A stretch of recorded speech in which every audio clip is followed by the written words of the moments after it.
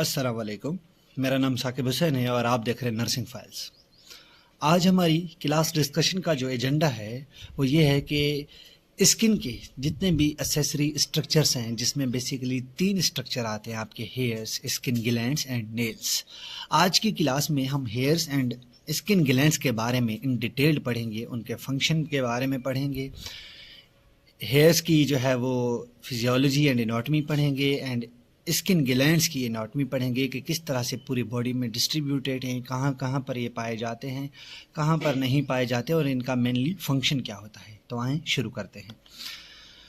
तो सबसे पहले हम ये देखना चाह रहे हैं कि हेयर हमारे पास बेसिकली है क्या। तो हेयर को हम हेयर्स भी कहते हैं और पिलाई भी कहते हैं। ये आपकी throughout the skin surfaces मौजूद होते हैं। आपकी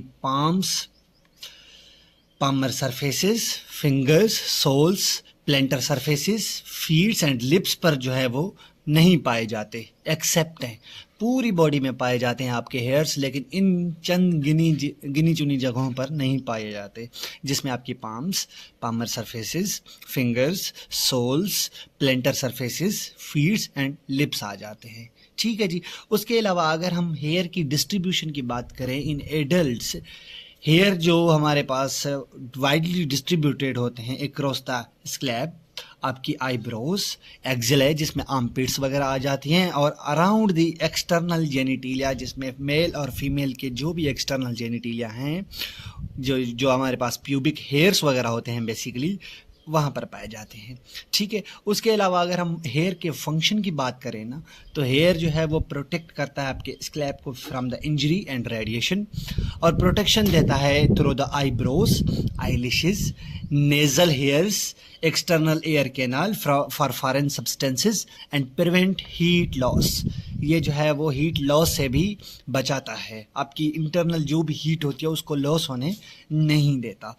उसके अलावा हेयर्स का जो ब्लब वाला रीजन होता है, मैं आपको इसकी एनाटॉमी में बताता हूँ कि कहाँ पर ये ब्लब वाला रीजन पाया जाता है।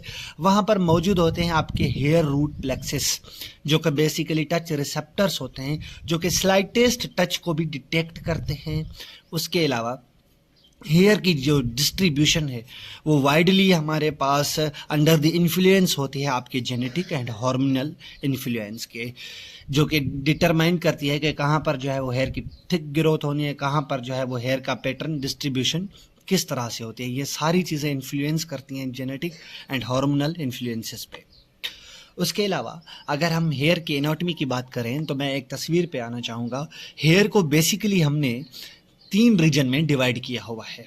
सही है। वैसे तो हैं 2 रीजन, लेकिन इसको मैं समझाने के लिए आपको 3 रीजन में डिवाइड करके बता रहा हूँ। सबसे ऊपर वाला जो ये रीजन होता है, जहाँ से आपको हेयर नज़र आ रहा होता है, जो हमें नज़र आ रहा होता है हमारी स्किन के ऊपर, इस रीजन को हम नाम देते हैं हेयर शाफ्ट का, जो अंदर आपकी एपिडर्मिस को क्रॉस करते हुए जाता है आपकी हाइपोडर्मिस तक। ठीक है। इस रीजन को हम नाम देते हैं हेयर रूट का। ठीक हो गया। और जो लास्ट में जहाँ पर ये इम्प्लांट हुआ होता है आपका हेयर, जहाँ से ग्रोथ कर रहा होता है, इस चीज़ को हम नाम देते हैं हेयर ब्लब का। ठीक हो गया जी। अब हम आते हैं इसकी एनाटॉमी पे। हेयर जो है ना वो बेसिकली काफ़ी सारी लेयर से जो है वो कवर्ड है। ठीक है। जो हेयर रूट होती है आपकी, वो आपकी 3 लेयर से कवर्ड होती है। सबसे अंदर वाली लेयर को हम नाम देते हैं मेड्यूला का, उससे बाहर वाली लेयर को हम नाम देते हैं आपके कॉर्टेक्स का, और उससे जो बाहर वाली लेयर होती है उस लेयर को हम नाम देते हैं क्यूटिकल ऑफ हेयर का। ठीक है जी। उसके बाहर आती हैं आपकी 2 लेयर्स। एक को हम नाम देते हैं इंटरनल रूट शीट का, और नीचे वाली को नाम, ऊपर उससे आगे वाली को नाम देते हैं हम एक्सटर्नल रूट शीट का। ये दोनों मिलके आपकी एपिथेलियल रूट शीट कहलाती हैं, और ये पार्ट होते हैं आपकी हेयर फॉलिकल का। ठीक है। अब इन सारी चीज़ों को कवर करती है एक और लेयर, जिसे हम नाम देते हैं डर्मल रूट शीट का। ठीक है। उसके अलावा मैं आता हूँ इसकी अभी डिटेल्ड में। यहाँ पर ये जो आप रीजन देख रहे हैं ना, ये वाला रीजन, इस रीजन को बेसिकली हम नाम देते हैं हेयर ब्लब का। और हेयर ब्लब का जो ये वाला रीजन है ना, हम इस रीजन को नाम देते हैं क्या, आपका हेयर मैट्रिक्स का। ठीक है जी। अब ये जो हेयर मैट्रिक्स आप देख रहे हैं ना, ये वाला रीजन हेयर मैट्रिक्स, इसके इर्द गिर्द आपके पाए जाते हैं मेलेनोसाइट्स।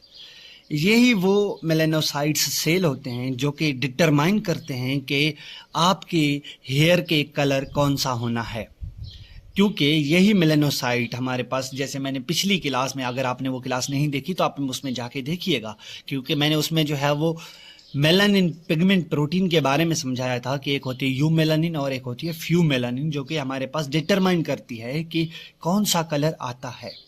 थ्रू दी एज, जितनी एज ओल्ड एज होती जाएगी या जितने हमारे पास जो है वो एज का प्रोसेस बढ़ता जाएगा, क्या करते हैं कि ये मेलानोसाइट आपके एक्टिव नहीं रहते और डिस्ट्रॉय हो जाते हैं, जिसके नतीजे में क्या होता है कि उस इंसान के जो बाल हैं वो सफ़ेद होना शुरू हो जाते हैं विदाउट कलर, क्योंकि उसमें कलर नहीं होता और वो सफ़ेद आना हमें शुरू हो जाते हैं। ठीक है, अब यहाँ पर क्या होता है कि ये केराटिनोसाइड से मिलके बनता है, यहाँ से हेयर जो है वो डेड हेयर ग्रोथ करता हुआ ऊपर की तरफ जाता है, जिसको हमने नाम दिया था केराटिनाइजेशन का प्रोसेस का।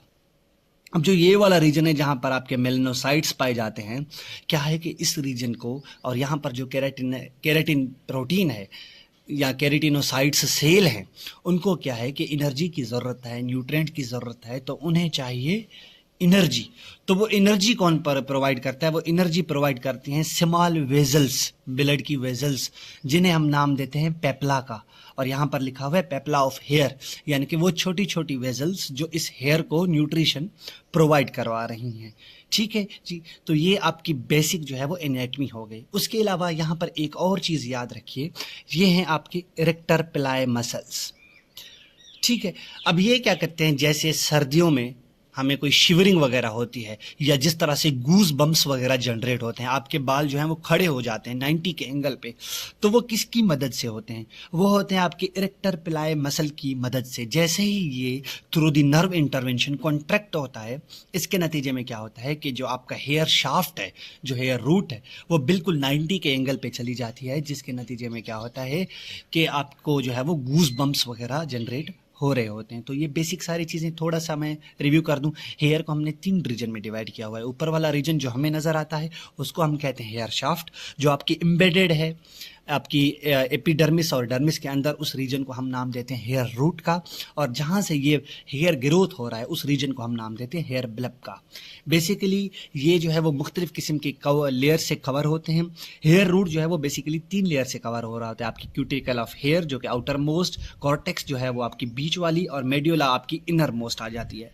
ये तीनों लेयर भी आपकी कवर्ड होती हैं आपकी इपीथेलियल रूट शीट के साथ, जिसे हम नाम देते हैं बेसिकली सुपरफिशियली हेयर फॉलिकल का। अब इसके अंदर भी 2 हमारे पास लेयर्स आ जाती हैं। एक को नाम देते हैं हम इंटरनल रूट शीट का, और उससे बाहर वाली को हम नाम देते हैं एक्सटर्नल रूट शीट का। और ये सारी चीज़ें कवर्ड होती हैं आपकी एक और लेयर से, जिसे हम नाम देते हैं डर्मल रूट शीट का। ठीक है जी, उसके अलावा मैंने आपको बताया मेलानोसाइट्स के बारे में, वाइट कलर के बारे में कि किस तरह से होता है, पेपला के बारे में आपको मैंने बताने की कोशिश की, और लास्ट में मैंने आपको हेयर रूट प्लेक्सिस के बारे में बताया। ये हेयर रूट प्लेक्सिस वो हैं जो आपकी नर्व इंटरवेंशन पे डिपेंड करते हैं, यानी कि यहाँ पर आपके बंच ऑफ जो है वो न्यूरॉन्स मौजूद होते हैं।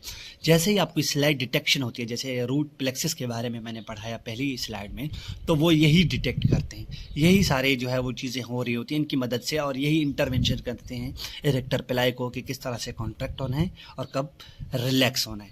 ठीक है जी, तो वही सारी चीज़ें जो मैंने आपको बताई पीछे इस स्लाइड में समझाने की कोशिश की, यही हेयर की एनाटमी है। हेयर जो है वो कंपोज्ड होता है आपकी डेड केराटिनाइज्ड एपिथेलियल सेल के साथ, जो कि बाउंडेड होते हैं together in extra cellular by the extra cellular proteins. अब यही बनती जाती हैं, ऊपर जो है वो आपकी पहले हेयर रूट बनता है, फिर हेयर शाफ्ट जाके बनती है। हेयर शाफ्ट मैंने जो आपको बताया वो है सुपरफिशियल पोर्शन, और हेयर रूट जो है वो विच पेनिट्रेट्स इनटू द डर्मिस। ठीक है, ये दोनों जो हैं वो एक 3 किस्म की लेयर से कवर्ड होती हैं, जिन्हें हम नाम देते हैं मेड्यूला, कॉर्टेक्स और क्यूटिकल का। ठीक है, उसके अलावा यहाँ पर आते हैं हमारे पास हेयर फॉलिकल्स, जो कि कवर्ड होते हैं 2 किस्म की लेयर से। अब इन्हें हम नाम क्या देते हैं, जो कि बना हुआ होता है हेयर फॉलिकल, क्या होता है, external root sheath and internal root sheet.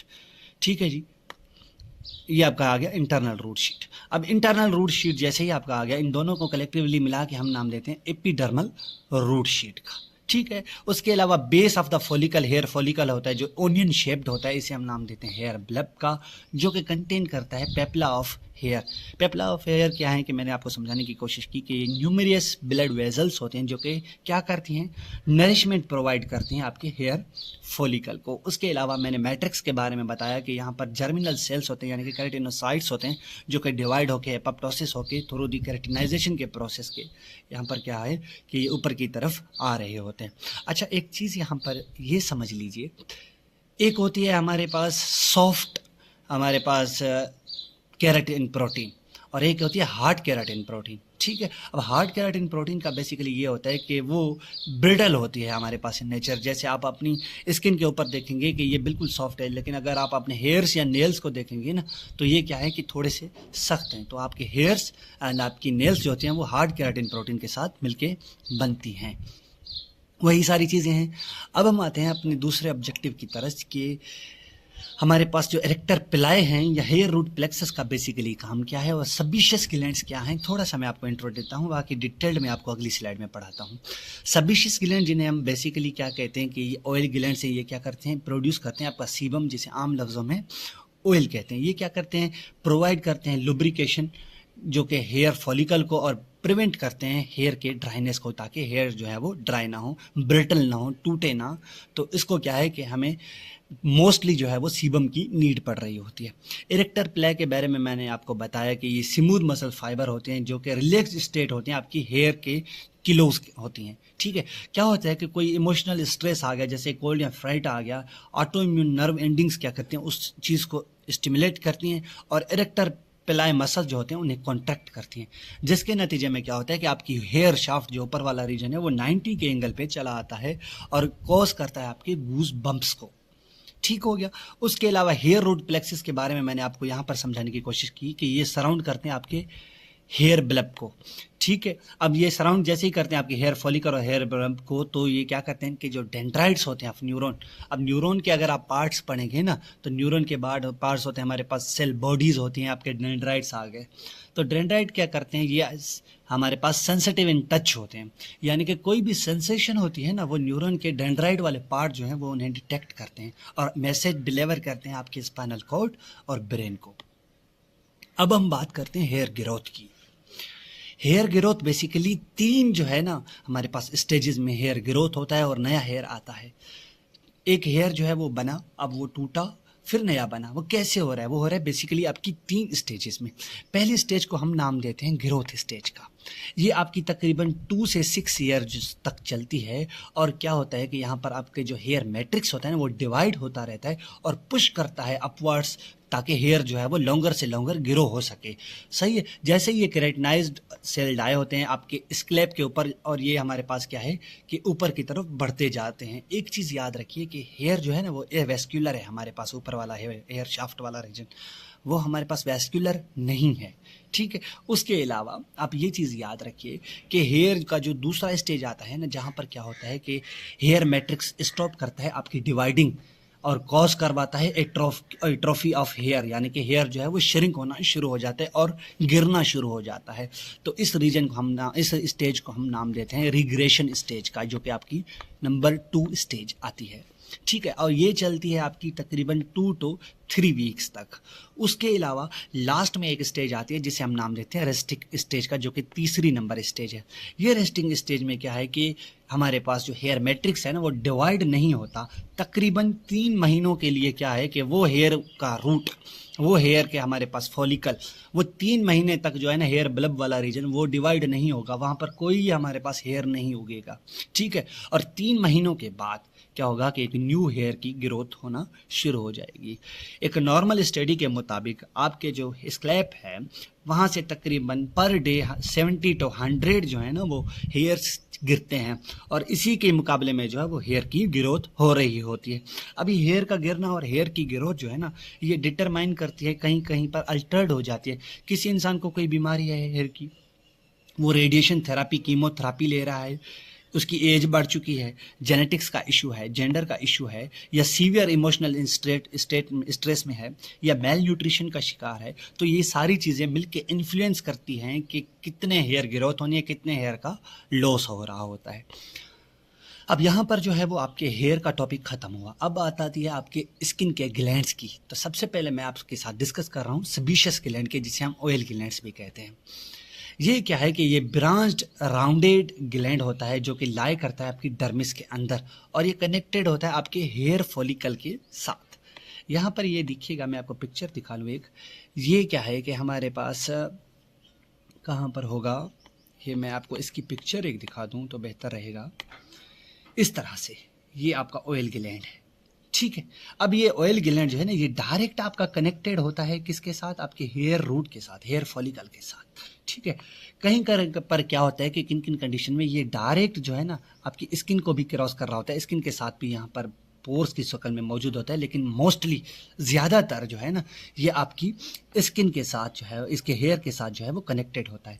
होता ये है कि जब भी हमें नीड होती है सीबम प्रोड्यूस करने की, नर्व इंटरवेंशन होगी, तो जिसके नतीजे में क्या होगा कि ये इरेक्टर पिलाई मसल्स क्या होंगे ना, कॉन्ट्रैक्ट होंगे, और ये टोवर्ड पुश करेंगे इस सीबम को कि ये इसमें हमारे पास क्या हो, सिक्रीट हो।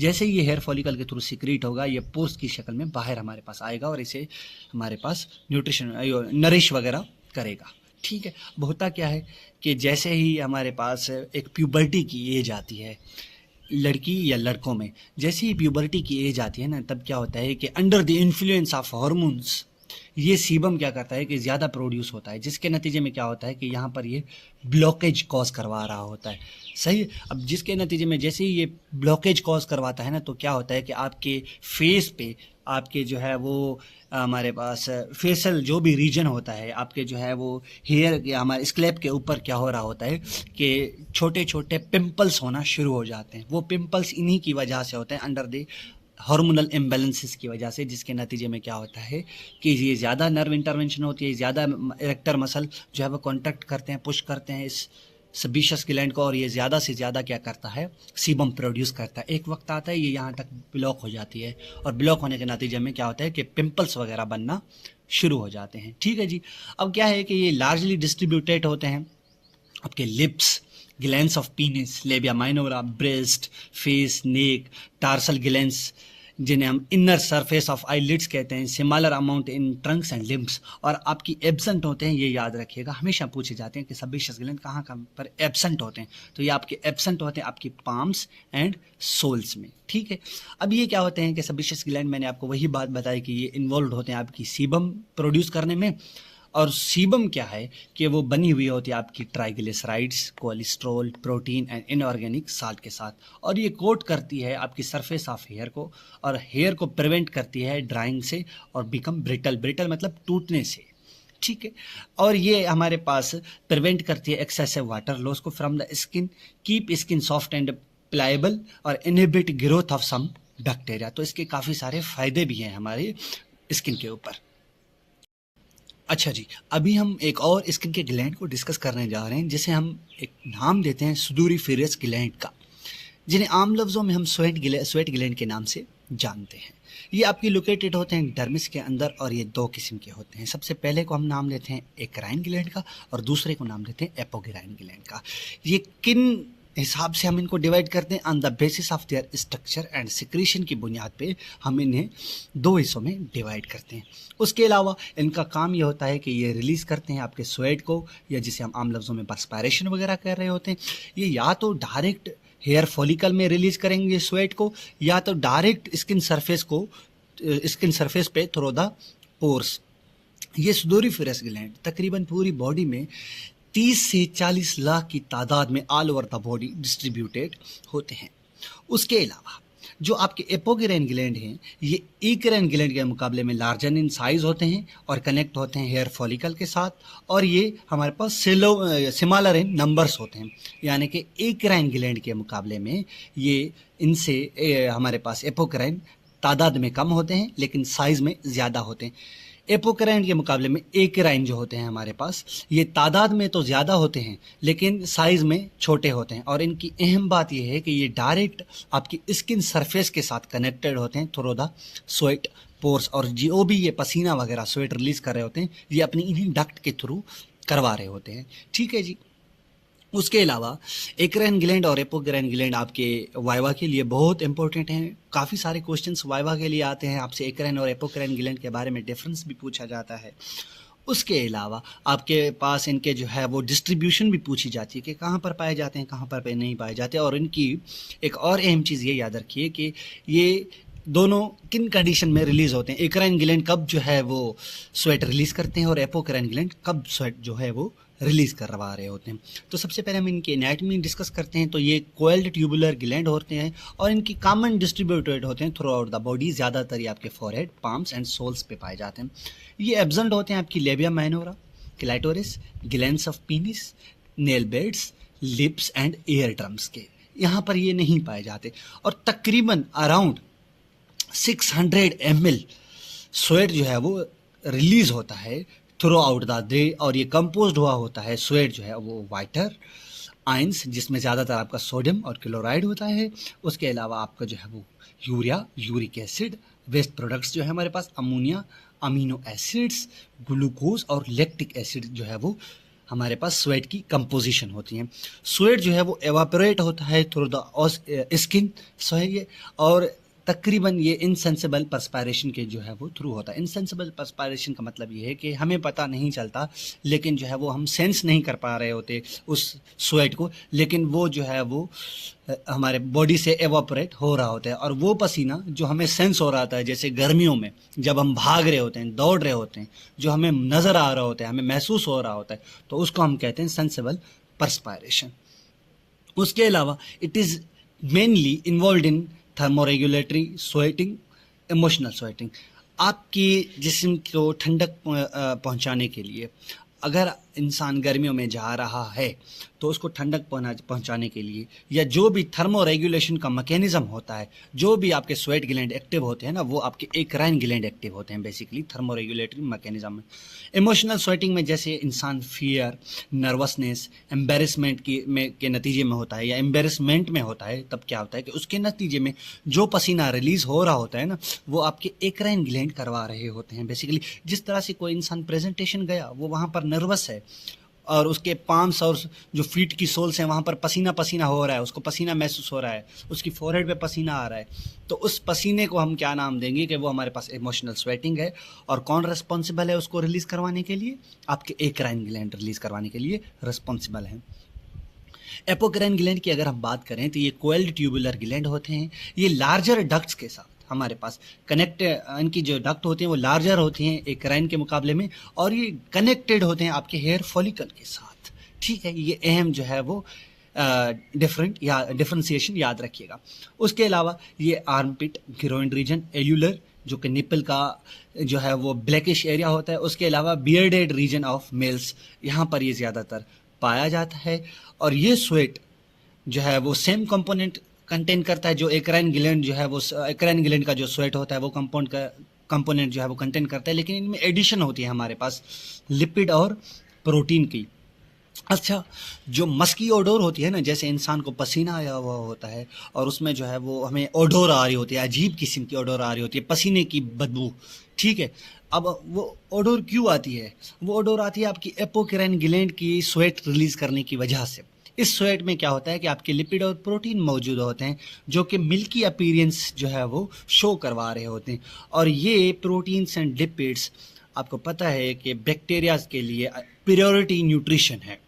ठीक है, जब ये स्वेट रिलीज हो रहा होता है ना हमारे पास मिल्की अपीयरेंस के साथ, ये ओडोर लेस होता है, पर जब ये इंटरेक्ट आता है सरफेस बैक्टीरिया के साथ इंटरेक्शन करता है, तो बैक्टीरिया जब इनको कंज्यूम करते हैं तो उसके नतीजे में क्या होता है कि एक मस्की ओडोर रिलीज होती है, जो आल्सो नोन एज, जो आम लफ्ज़ों में हम उसे बॉडी ओडोर भी कह रहे होते हैं।